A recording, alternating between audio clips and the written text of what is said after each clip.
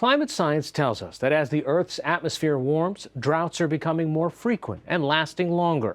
Californians are well aware. The state suffered one of its worst droughts ever from 2011 until last year. In 2018, it's Cape Town, South Africa in the news. Now in its third year of drought, Cape Town is preparing for the day when it just might have no water at all. NewsHour Weekend Special Correspondent Martin Seemongo reports from South Africa. This story is part of our ongoing series, Peril and Promise, the challenge of climate change. This is Cape Town, world famous for its breathtaking scenery. Table Mountain, beautiful beaches, stunning winelands. It is a major tourist destination. But this is Cape Town's water supply. Reservoirs, which depend solely on rainwater, are dangerously low, bone dry in places, and they are Cape Town's only source of water. According to the experts, Cape Town is experiencing its worst drought in 100 years. Average annual rainfall should be around 21 inches per year. Last year, it was down to 6 inches. The drought has lasted 3 years. So it's been a sustained drought situation, which has come upon us like I would call an intravenous drip. So we've had year after year after year of increasing rainfall shortage. The reservoirs, there are 6 major ones, are in the mountainous areas, 45 miles outside the city. The biggest is Theewaterskloof, usually a popular spot for recreational boaters, but not these days. Have you ever seen it this low? Never before. And I've been here since 1999, and I've never seen it this low before. And the levels continue to drop to 18.5% of capacity recently, pushing the city to the brink of what they call around here day zero. That would be if and when the levels reach a low of 13.5%. When that happens, Cape Town will cut the water supply to most of the city. It will mean mass distribution at 200 water points, limits of 25 liters a day per person, about 6 gallons. Well, it'd be absolutely calamitous. The socio-economic implications are enormous. The city has launched an aggressive campaign to avoid day zero, mandatory limits, 13 gallons per person per day. No washing of cars, no watering gardens. This man was spotted using a hose. The police swooped in. He only avoided a fine when it was explained it was well water purchased elsewhere and trucked in. Cape Townians have drastically cut their water usage, and it's had a positive impact. Day zero, initially set for March, was pushed to April, then to August. Now, the city is saying it might not happen this year.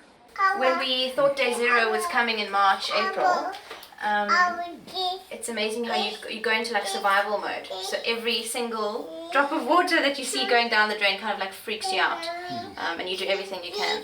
Julia Lee and Ross Sylvester live in a typical middle-class neighborhood in Cape Town. The crisis has changed the way they think about water.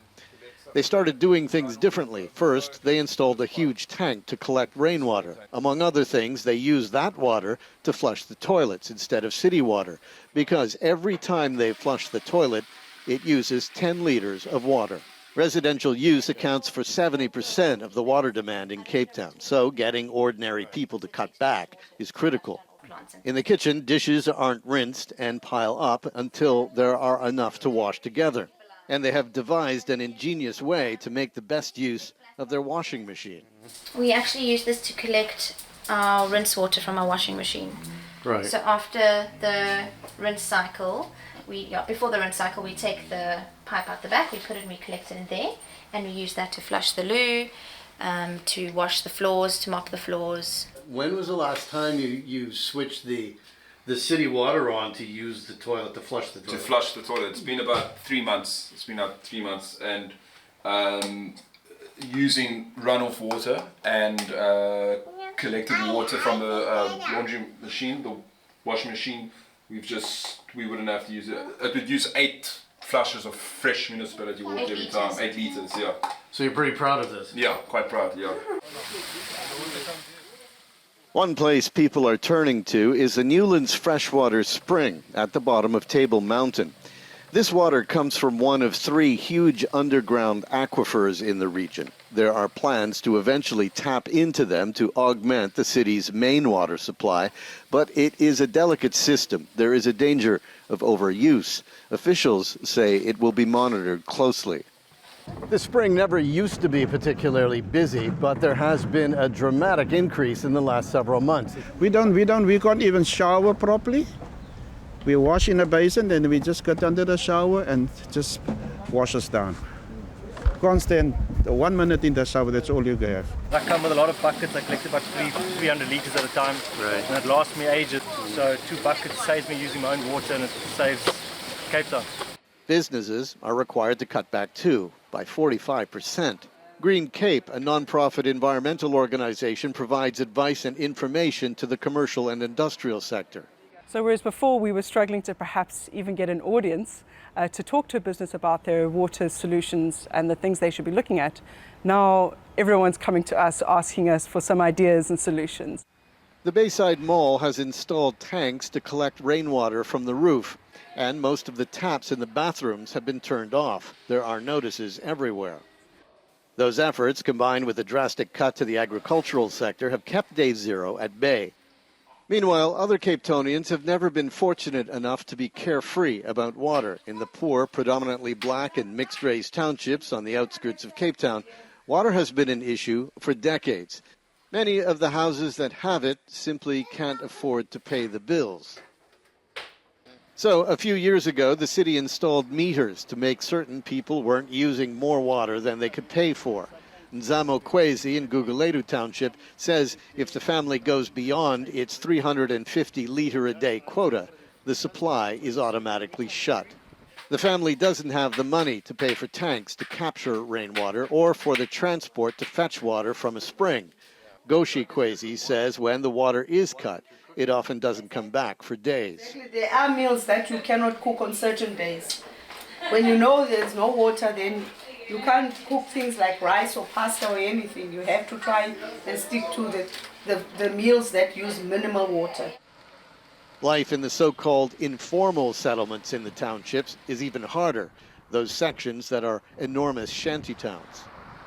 There is no running water in these shacks. Not in the kitchen. There are no showers, no toilets to flush. People get their water from communal taps. They often have to line up for it and then carry it home. Sometimes the taps, there's no water. Sometimes there's water, but it's little drops of water coming from the tap.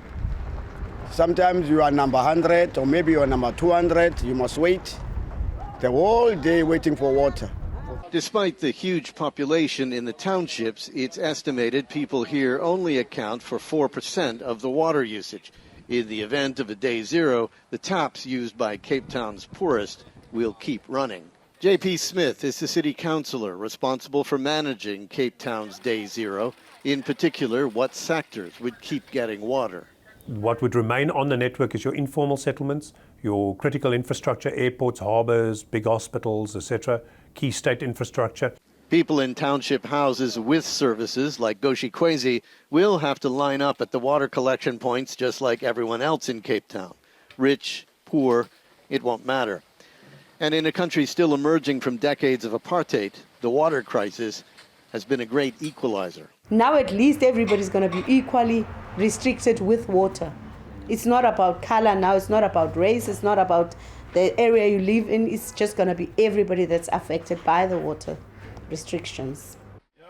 Cape Town is scrambling to avoid its doomsday scenario. Expensive desalination plants are being built to convert seawater to fresh water, but city officials say it will take several weeks to bring them online, and that even then they won't produce enough to solve the immediate crisis.